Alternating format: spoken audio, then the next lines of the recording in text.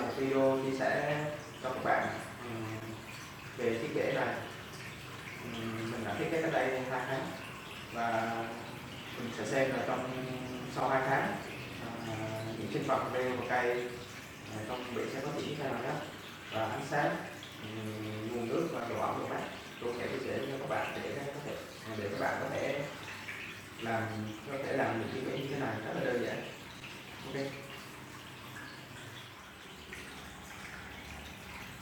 Đầu tiên mình giới thiệu các bạn đây là loại ánh sáng mình sử dụng cho chiếc đĩa này, và đó là ánh sáng từ bóng đèn Odyssey cho bể 40-30. Đây, chiếc Odyssey này mình đã sử dụng cách đây hơn 1 năm và xài rất là tốt, ánh sáng rất là tuyệt vời.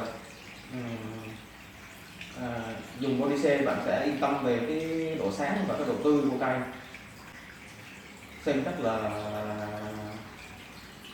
bắt mắt và ánh sáng cây rất là xanh.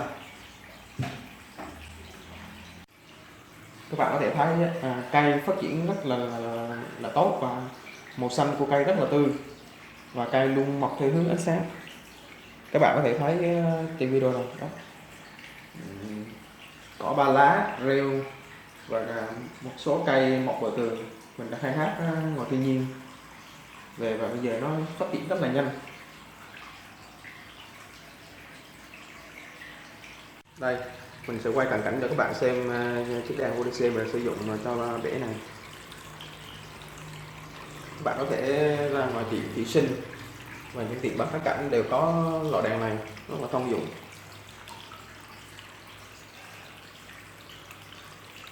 Ánh sáng tuyệt vời.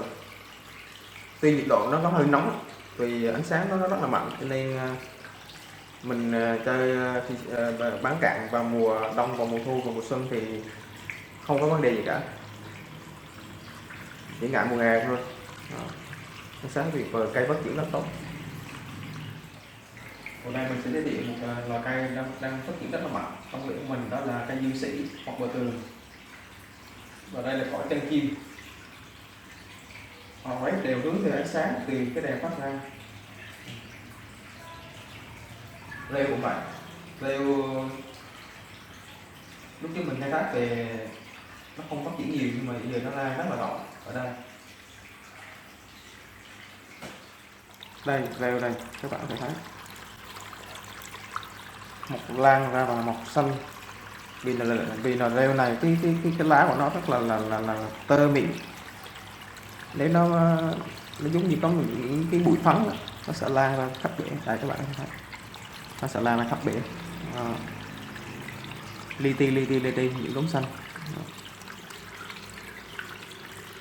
Đây là cây dương sĩ, mọc rất là dài đó, rất là xanh.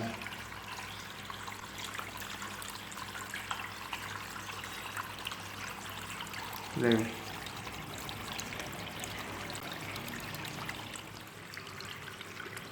Còn đây là cỏ ba lá nha các bạn. Đây, mọc rất là nhiều luôn từ bên khu vực bên này đó, nó mọc vòng, nó bò qua bên phía bên này, nhìn rất là tự nhiên các bạn đó. Phong cách của mình thì rất thích những cái để mà tự nhiên giống như ngoài thiên nhiên vậy, nên mình luôn để những cái cây mọc tự nhiên, mình không có tỉa bớt, mình không có cắt tỉa nhiều đó, suối mình nó vẫn chảy mạnh bình thường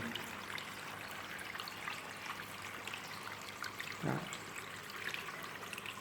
Bể này ban đầu thì những cái cây mình đã trồng ban đầu thì nó sẽ những cái lá cũ nó sẽ chết dần, và sau đó là xây những cái lá mới đó. Bây giờ lá mới nó lên rất là mạnh,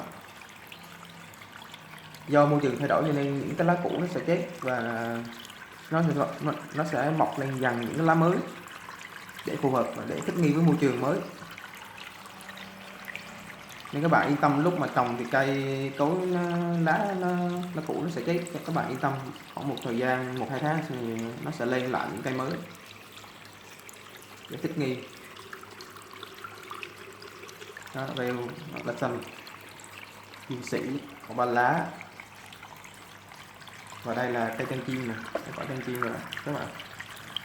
Đây Loại này rất là dễ sống.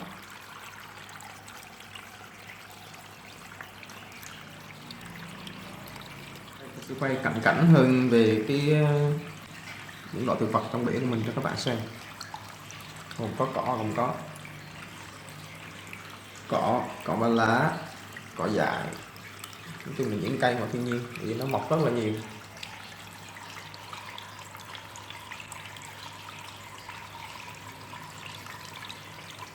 Mình có cho một ít bèo vào bể cho nó đẹp mắt tí.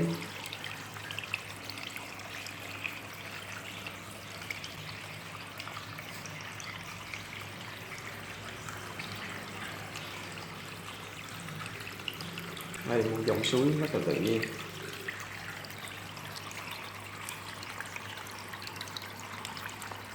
Đi trên cao nó xuống thì cỏ và lá mọc rất đẹp, phát triển rất là tốt luôn. Bên này thì diễn sĩ nhiều hơn, diễn sĩ rất là nhiều đó.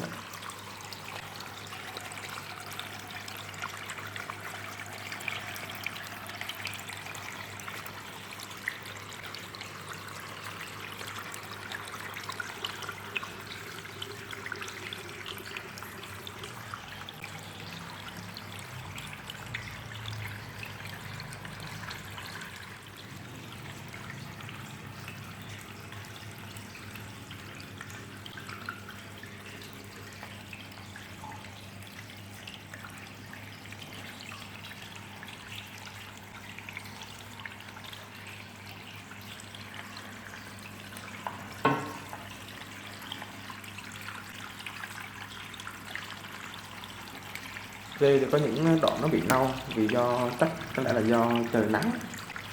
Đây các bạn có thể thấy do trời nắng nó sẽ bị nâu một vài chỗ, nhưng mà nó sẽ lên những lá non sau đó này. Đó. Nó không có chết đi mà nó sẽ mọc những cái lá non mới.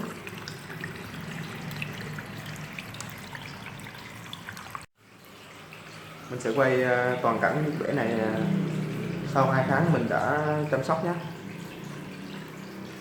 Cây cối mọc rất là tùm luôn, rêu vẫn xanh.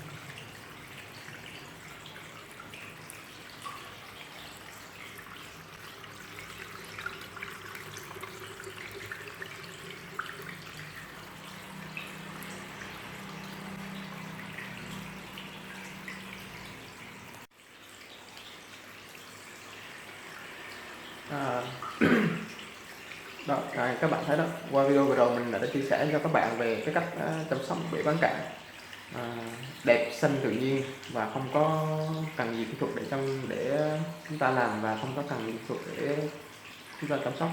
Nó rất là đơn giản, chỉ cần nhiệt độ mát và có độ ẩm thường xuyên và ánh sáng tốt sẽ làm cho cây và rêu phát triển rất là mạnh. Hy vọng qua video này các bạn sẽ thích và subscribe kênh mình và chia sẻ cho mọi người cùng biết và thỏa niềm đam mê. Hy vọng các bạn sẽ có những chiếc bể đẹp cho sau này. Cảm ơn các bạn rất nhiều. Hẹn gặp lại các bạn trong những video sau. Tạm biệt các bạn.